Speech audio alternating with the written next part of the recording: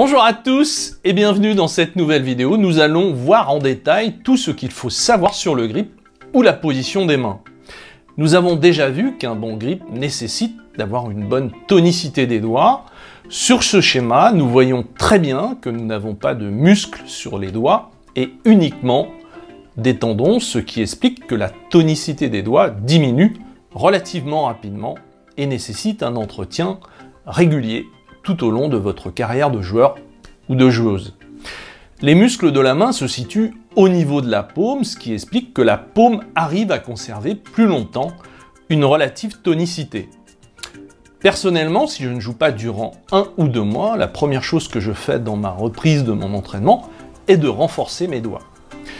Le meilleur est d'allier un entraînement qui prend en compte la tonicité et la souplesse des doigts.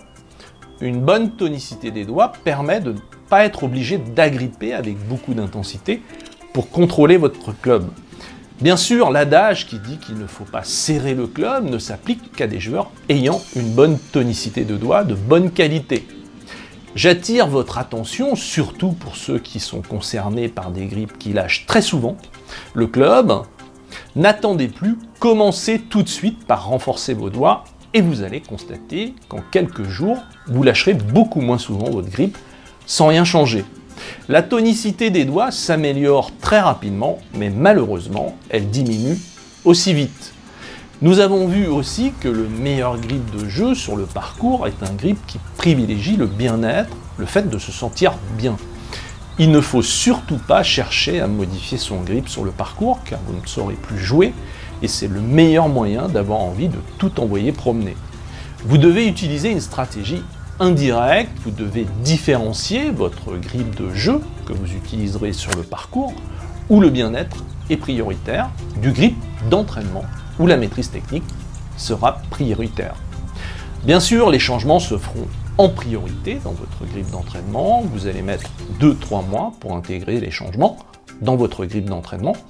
Et petit à petit, ces changements se feront dans votre grip de jeu naturellement, sans altérer votre jeu de golf. Nous avons vu qu'un bon grip respectait des principes techniques que nous retrouvons chez tous les champions. Dans la position de départ, le bras gauche est en extension naturellement, sans effort. Cette position est uniquement la conséquence du positionnement de la main gauche pour un droitier. Le grip de votre club repose dans vos doigts et le pouce de votre main gauche est orienté dans le prolongement de votre face de club.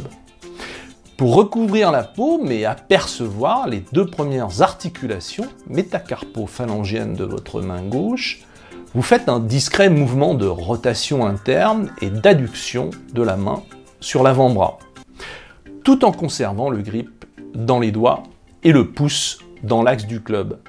Cette combinaison permet d'assurer une extension solide du bras gauche. Bien sûr, si vous n'avez pas suffisamment de tonicité dans les doigts, vous ne serez pas en mesure de garder le club dans vos doigts et de profiter pleinement de cette combinaison qui vous garantit une extension du bras gauche. L'extension du bras gauche dans la position de départ et dans la zone de traversée et à l'impact en particulier est le premier vecteur de régularité du mouvement. Pour ceux qui sont confrontés à un problème de régularité, vous devez en priorité contrôler en vidéo le comportement de votre bras gauche pour les droitiers dans la position de départ et à l'impact. Un mauvais bras gauche est très souvent lié à un mauvais grip de main gauche. Concernant le grip de la main droite, pour les droitiers, son influence se situe au niveau du trajet du club et au niveau de la face de club. L'index de la main droite s'écarte des autres doigts de la main droite pour former une gâchette pouce-index main droite et faciliter un bon trajet de club.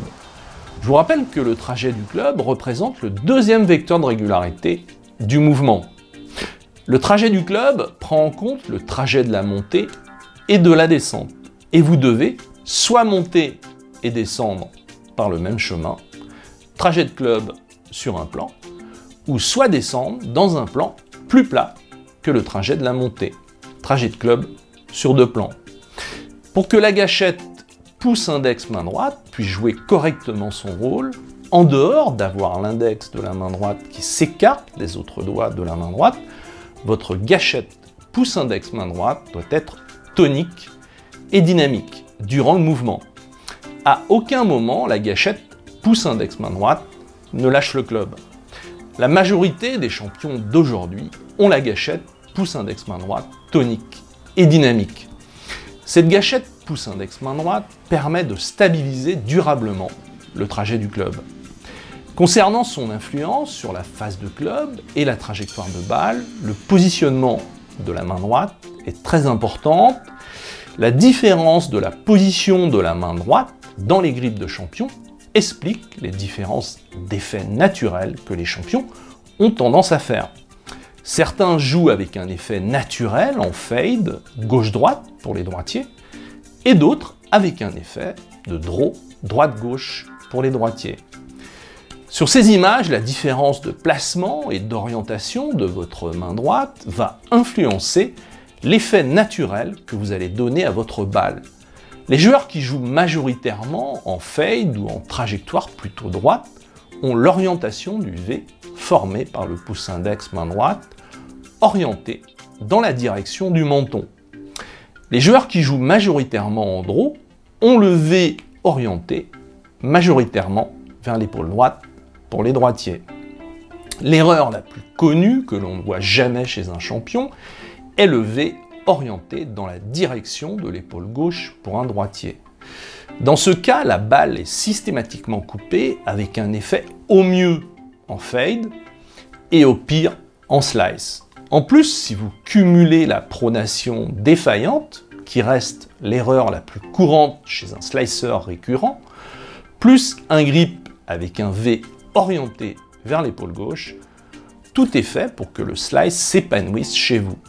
Mais je pense à un certain nombre de joueurs classés entre 10 et 18 d'index qui ont développé la pronation, mais qui ont toujours cette tendance générale à couper la balle, à perdre 10 ou 20 mètres par rapport aux copains, car la balle ne roule pas de la même façon pour ces joueurs-là.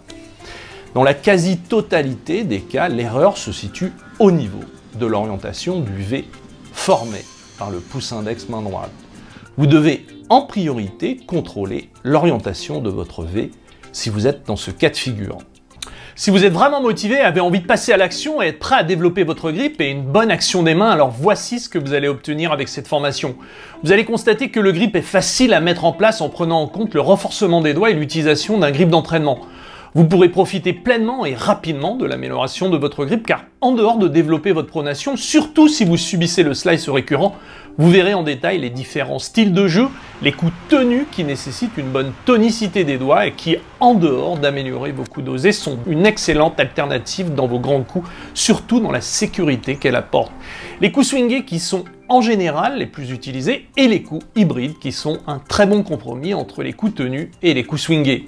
Différencier et utiliser ces différents styles de jeu améliorera, c'est certain, votre niveau de jeu sans altérer votre jeu du moment, simplement parce que vous rajoutez des options supplémentaires sans remettre en question la vôtre. Vous allez mettre en place une méthode et un programme qui fonctionne déjà pour des milliers de golfeurs, alors pourquoi pas vous? Alors voici ce que vous allez faire maintenant, cliquez sur le lien dans la description ci-dessous pour découvrir la formation Un grip et une action de main de champion. N'hésitez pas, vous pouvez l'essayer pendant 30 jours, il n'y a qu'en l'essayant que vous pourrez savoir si elle vous convient. Vous pouvez la régler en 5 fois et si par hasard elle ne vous convient pas, il vous suffit de m'envoyer un mail à coach@albatrosacademy.com coach@albatrosacademy.com et je vous rembourse immédiatement. Un grip et une action de main de champion est une formation d'un module et 10 vidéos d'une durée d'1 h 30 minutes avec une fiche d'entraînement. Alors n'attendez plus, devenez un expert du grip et de l'action des mains. Pensez à vous abonner à ma chaîne YouTube en cliquant sur le lien « Je m'abonne à la chaîne YouTube ». Cela vous permettra d'être alerté à chaque fois que je poste une nouvelle vidéo. Aussi, n'oubliez pas, nous sommes sur Facebook et Instagram. On se retrouve dans la formation, à tout de suite.